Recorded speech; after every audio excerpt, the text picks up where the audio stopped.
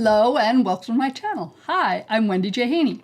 Today we're going to make this beautiful block that I'm going to call Rhubarb Twist because I discovered this. Actually, no, my friend from Sioux Falls, South Dakota, Pat, told me about this block that she was having fun with, and she had a duplicate copy of the pattern. So she was so sweet to mail it to me. This comes from the May-June 2006 Fons and Porter's Love of Quilting. And it's in the magazine. It is a whole quilt called Rhubarb Twist, and this is one of the blocks in it. This was made by Terry Atkinson from my home state of Minnesota. So we're going to show you how to make this block. It really is pretty slick. And you're going, there's a lot of triangles. I don't like triangles. Guess what? It's strip piecing. And in the magazine, well, it's a Fons and Porter's magazine. So they're using the Fons and Porter's 1/2 and 1/4 ruler. Guess what? The easy angle ruler works just fine for it too. And that's what my friend Pat was using. And when she told me, I'm like, I do believe I have that somewhere. I'll admit, it took me a little bit to find it, but I did, and it works slick. So that's what I'm going to be using in this video, but you might have another ruler, either the Fons and Porter's 1/4 and 1/4 ruler, or something else that essentially will get you the same thing, the same way. Okay, so there we go. This is what we're gonna do. Because this is a December video, I decided to go see what I could find for fabrics to do this in a somewhat holiday. And it does. Doesn't that look like a nice little like ribbon on the top of your package? Yes, found this in my stash. Here is what you need. You're going to need, and by the way, this is very fat eighth friendly. So if you want to try this out and you have 3 different fat eighths that will work for this, go for it. Otherwise, I had enough of this scrap fabric that I could cut 22-inch strips, and that gives you about 2 blocks. Not about, it will give you 2 blocks if you cut 22-inch strips. Okay, we need,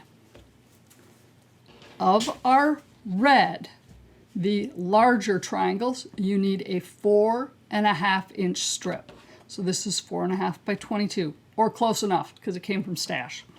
You're going to need a 4.5-inch strip of your background fabric. I'm using cream, so those are your 2 largest triangles, 4.5-inch strips.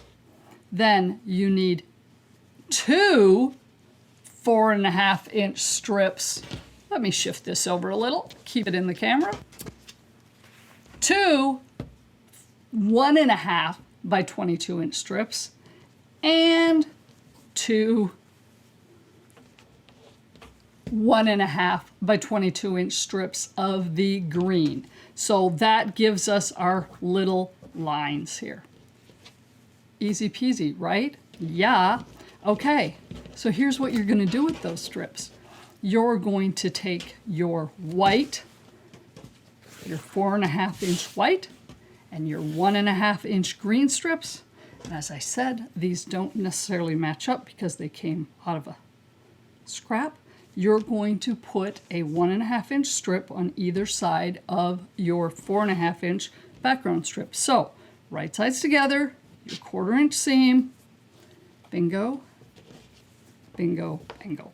Okay? I pressed mine to the dark when I got done. Okay? What I do is I'm doing both of these strips at the same time. I'm going to the sewing machine and just getting them done. Then you're going to take your 4.5-inch strip of red and throw on your 1.5-inch strips of white. Once again, right sides together, 1/4-inch seam, press to the dark. Okay, get that done. And now we have our strips together. Yes, you'll notice mine are not 22 inches long. I've already subcut some of them and I goofed, so I'm redoing this portion of the video. Yep, life happens. With that said, if you really only want to make one block to test, you only need about 10 inches of fabric, 10 inch of these strips instead of 22 inches. So FYI, if you want to play with a shorter amount of fabric for one block, go for it. Okay, got our strips together, and pressing is important because we're going to subcut these, and making sure that these are pressed nicely and you don't have any like caught or overlap there is important to get this accurate. I used a little bit of spray starch to get mine a little firmer. Yes, that's what we do. Now that you have these strips done, go ahead and get one of your ends. I'm using a 6.5 inch ruler, and which is the width of your strips. Trim off the end so you have one end that is squared up so that you can use that as a basis for everything else. Okay, there we go. Got that. Now, what you're going to do with these strips, and you're going to do the exact same thing for both of them. So I'm going to show you how to do it on the red, and you're going to go back and do the same thing on your white, your background, and your green. Okay? Excuse me. You're going to subcut your strip into 4 7/8 inch rectangles. So they're going to be 6.5 inches high and 4 7/8 inch wide. And this is where I screwed up on the other one, and I did 4.5 instead of not 4 7/8. Yes, we're used to those pesky 1/4 inches, and it bit me in the butt. Okay, so 4 7/8.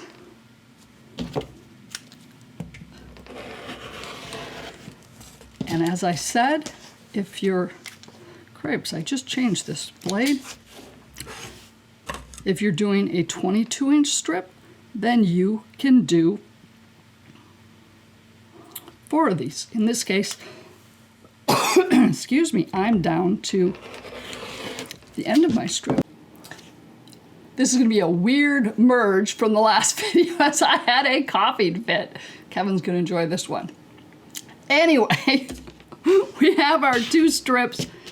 Each of our red and our green are cut into 4 7/8 inch rectangles. Okay? Now, once again, you're going to do the same thing for all of those that you've subcut, however many you have. Here's where you get out your easy angle or your 1/2 and 1/4 ruler from Fons and Porter. On my easy angle, it's so 4.5 inch here. That means that's the height here. And so we're going to put that there. I'm going to line that up on the bottom and the other part of the angle over here. And we're going to cut a triangle.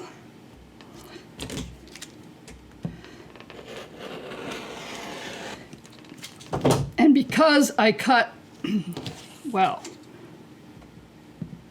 my rectangle 4 7/8 inch. I swear, I just changed this blade yesterday. When I put my triangle here, it's going to go right into the corner over here. Okay, take that down. Do the other side. We're going to just, what I did was I cut the one, I flipped it around, and now we're going to do the exact same thing. So the edge of my easy angle is here, and I've got a 4.5 inch here.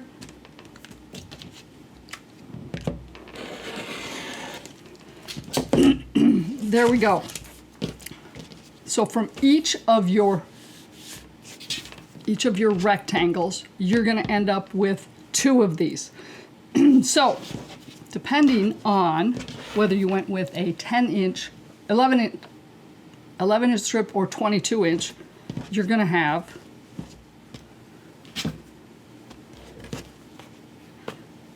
let's just assume I'm doing 1 block. Sorry, don't mean to complicate things. let's assume you're going to do one block, which means you needed to subcut your strip into 2 4 7/8 inch rectangles, and from each of those you're cutting 2 rectangles. So you're going to have 4 of your green rectangles, green in background, and 4. So this is what you need for one block.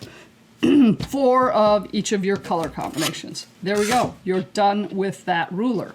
Then you're going to, I would suggest you lay these out. This, there's your first one. And then essentially you're going to twist it. Twist your green, twist your red, your green, your red, your green, and your red. So your red and your green are always going to match together. There we go. There's your block. Now, of course, we have to put it together. So I'm one that lays it out like this, and then I do this, and I do this, because now you're going to sew your little squares together, your triangles together to make 4 little squares. And in this case, I kind of line them up in my square over here and then ease in those points to get those right. And then I pin them. In this case, I have a tendency to kind of pin them this way so that I keep my pins away from that angle. So do all of these. Now, when you sew these, when you're dealing with the points of triangles, I always start with a leader, small scrap of fabric that I start sewing on first, and then I put this up next to it, making sure I kind of hold it, and if necessary, use not a pen, well, I guess you could a pen if you didn't have anything else as long as it's not open, to hold that in place so it doesn't wiggle on you. Stitch your 1/4 inch. Then when you get to the bottom here, I'm always very careful. I hold my finger on my fabric kind of next to my feed dog and hold it there, and sometimes I use the purple thing right here on the tip to keep it straight as it goes through the feed dogs. That way because the biggest issue you're going to have, in my opinion, is the end of this seam, that angle there, going sideways on you. It's not a lot, but it has a tendency to want to move. So use a purple thing or something at the very end to keep that little point straight so you have a nice even seam all the way down. Okay, so go take all of your triangle pairs and sew them a 1/4 inch seam to get 4 little blocks. Now you have your triangles put together to make a square. And what I did was I pressed all seams towards my green, if I remember. Yes, I pressed them all towards one color. Doesn't matter which, but I just found when it comes to putting them together, press all the seams towards one direction. In this case, I did it towards the green. And then I go back, and in order to make putting these squares together easier, in my opinion, lop off the corners. I just take and just, there we go. Cut those off on all 4 of them. Then we're going to put these back together again. As I said, twist, twist, twist. All right. Now, well, guess what? I'm pretty sure you know what to do from here. We're going to put our rows together. And as long as you're pressing them all towards one color, when you put them together this way, and you're going to stitch here, your seams should be opposite. Therefore, you can nest those seams nicely. And what I do is I kind of try and go down and just keep an eye on things, and you can feel it. Match them up here, nest them at the top, and then kind of make sure you've nested it all the way down to the bottom.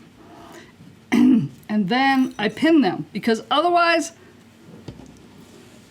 I have a tendency to then twist it when I take it to the sewing machine and go, which side am I stitching on?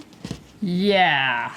Okay, so this one, I'm going to nest this again, do the same thing, and pin it and sew a 1/4 inch on both of these. Both of these. Now we have our 2 rows, and as you take these to the ironing board, position them the way they need to be and press your seams in opposite directions. So I have one strip going to the right and the other strip going to the left. That allows us to nest them nicely when we do the next strip, which is putting our 2 rows together. There we go, and we want to nest that. What I do is I also take a pin and I find my seam where my angle intersects with this. That's my 1/4 inch. I put a pin in it and then kind of match it up with the spot below. It should be, if your 1/4 inch seams are good, it should match completely. That's just kind of another pre-check there. And then pin, and you're going to stitch a 1/4 inch there. When you're done, what I do then is I pinwheel the middle. So we get that done, and then there's this big wad of fabric in the middle. And I just twist it a little. I don't even have to get a seam ripper out or anything. I just twist it, and then one seam I'm pressing up and the other down. And that flattens that middle out nicely. Otherwise, your quilter is not going to be happy with you because it's a big frickin' blob there. And then, there you have it. You have a finished block. So seriously, how easy with that? Yeah, pretty slick, huh? Now, I'm going to end up with, so if you actually have a full width of fabric, you could get 4 blocks done if you cut all of the strips I gave you as the full width of fabric. So what, 42 inches approximately? You could end up with 4 finished blocks, which, let's see, well, it's an 8-inch block. So you could have a nice size long table runner or a fairly small table runner, table topper in square, especially if you put some nice borders around it. I think I'm going to finish these and put 4 of them together and figure out what I'm going to do with them. I thought, oh, I'll show you how to do this and I'll add it to this video. It is Thanksgiving weekend while I'm doing this, and believe me, my to-do list before the holidays is long and distinguished. Lots of Christmas gifts to make, because heaven forbid I should learn to start Christmas in July. Yeah, tell me about it. So, it ain't happening. I'm going to let you figure out what you want to do with them. Enjoy and take care and have a wonderful day.